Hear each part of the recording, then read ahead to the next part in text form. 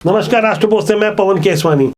छत्तीसगढ़ में भारतीय जनता पार्टी के प्रभारी ओम माथुर का आगमन हुआ और जिस तरह से महासंपर्क अभियान के दौरान उन्होंने मशहूर शिक्षाविद, पद्मश्री और चिकित्सक से मुलाकात कर एक संदेश देने की कोशिश की कि भारतीय जनता पार्टी अब पूरे प्रदेश भर में ऐसी ही नामचीन हस्तियों के यहाँ जाकर मुलाकात करेगी और भारतीय जनता पार्टी के पक्ष में माहौल बनाने की कोशिश करेगी। ये एक इकलौती कवायद नहीं है, ऐसी तमाम अन्य नई नई कोशिशें की जा रही है। सामूहिक नेतृत्व को समझने के लिए कांग्रेस के रणनीतिकार भी कोशिश कर रहे हैं कि आखिर भारतीय जनता पार्टी का वो कौन सा सामूहिक नेतृत्व है जो बिना किसी चेहरे पर चुनाव लड़ रहा है, जबकि कांग्रेस की रणनीति लगभग स्पष्ट है कि सीएम भूपेश बघेल के चेहरे पर ही चुनाव लड़ा जाएगा।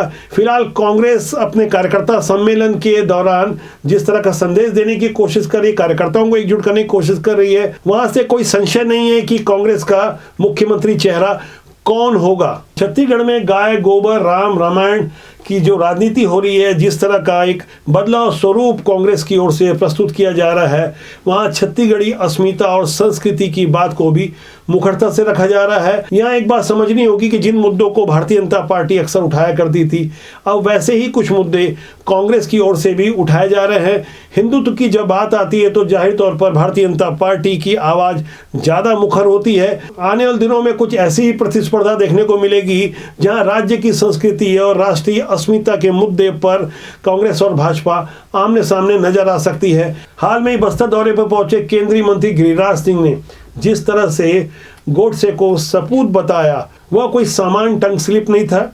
गिरिराज सिंह एक अनुभवी नेता है, उन्होंने सोच समझकर, जानबूझकर गोडसे के सामने जो सपूत शब्द लगाया उसके भी गहरे राजनीतिक मायने निकाले जा रहे हैं। भले ही भारतीय जनता पार्टी के केंद्रीय नेतृत्व को गोडसे का सपूत कहलाना ज़्यादा मुफीद ना लगे, लेकिन जो बातें जिस समय कही गई है वो टाइमिंग पर भी गौर करना होगा। जिस समय गिरिराज सिंह इन बातों को कह रहे थे, ऐसे माहौल में क्या एक महज संयोग था। छत्तीसगढ़ के रायपुर प्रवास पर आए शंकराचार्य स्वामी निशिलानंद सरस्वती ने भी गोडसे के बारे में मीडिया के सामने साफ तौर पे कहा कि उनकी वेदना को समझना होगा। उन्होंने कभी भी गांधी हत्या को जायज नहीं ठहराया। उन्होंने अदालत के सामने जो कुछ भी कहा उन्हें समझना होगा। अगर शंकराचार्य किसी बात को कह रहे हैं तो उसके गहरे अर्थ निकाले जाते हैं। राष्ट्रीय स्तर पर इस मुद्दे पर बहस छिड़ सकती है। हालांकि हमारे देश में गोडसे को मानने वाले और गोडसे को न मानने वालों की दो धारा काम करती है।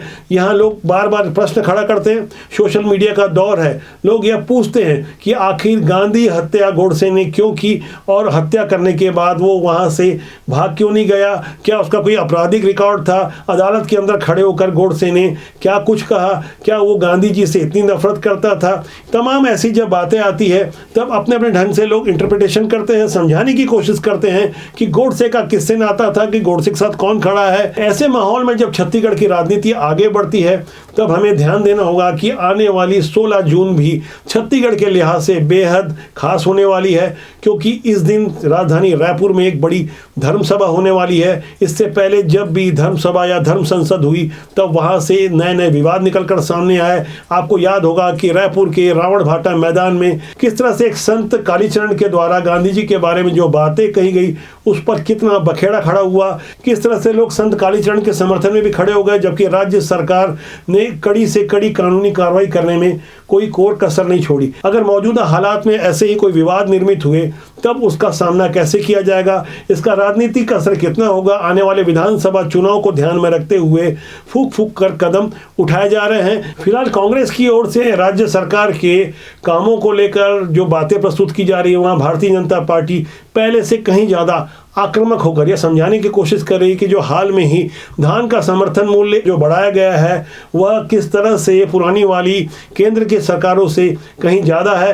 अनुपातिक रूप से अपनी बात को प्रस्तुत करने में भारतीय जनता पार्टी पीछे नहीं है, तो कांग्रेस भी लगातार तोहमत लगा रही है, खासकर ऐसे मुद्दों पर जो सीधे किसानों से जुड़ा हो। छत्तीसगढ़ की राजनीति किसान और अस्मिता से कहीं आगे स्थानीय मुद्दों पर भी काम करेगी। शराब जैसे तमाम मुद्दे होंगे। पीएससी घोटाले को लेकर भारतीय जनता पार्टी ने जो अपनी आवाज़ बुलंद की है उसका जमीन पर कितना असर पड़ेगा, यह भी देखने वाली बात होगी। लेकिन छत्तीसगढ़ की राजनीति का अध्ययन करने वालों का पूरा ध्यान 22 जून की तरफ है। 22 जून को केंद्रीय गृह मंत्री अमित शाह का छत्तीसगढ़ आगमन होगा और अमित शाह यहाँ किसी सरकारी कार्यक्रम में नहीं आ रहे हैं। ये शुद्ध रूप से एक राजनीतिक सभा को संबोधित करेंगे और बंद कमरे में कुछ ऐसे लोगों से बातचीत करेंगे, कुछ समझाने की कोशिश होगी, कुछ समझने की कोशिश होगी। वहां से एक बड़ा संदेश दिया जा सकता है। हमारे पास जो विश्वस्त जानकारी आ रही है, जो पुराने क्षत्रप है उनके लिए एक लकीर खींच दी गई है, जो लक्ष्मण रेखा खींची गई है,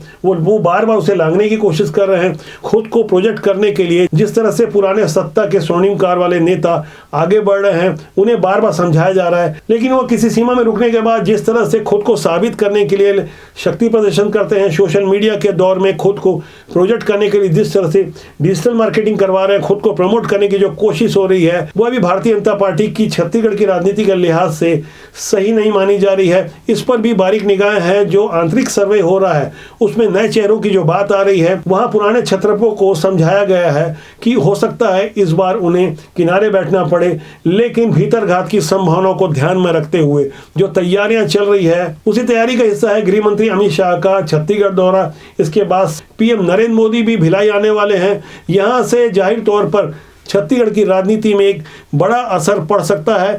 फिलहाल भारतीय जनता पार्टी 2 मोर्चों पर लड़ाई लड़ी है। पहला, नए चेहरों की तैयारी। दूसरा, जो पुराने छत्रप थे वो भीतरघात ना करें, इन्हें रोकने के लिए मशक्कत की जा रही है। राजनीति में सुचिता और अनुशासन के नाम पर भारतीय जनता पार्टी जिस तरह से अपने नेताओं को समझाने की कोशिश कर रही है, वहाँ बहुत ज़्यादा असर पड़ता भी नजर नहीं आ रहा है। सारी बातें मीडिया तक खुलकर नहीं आती।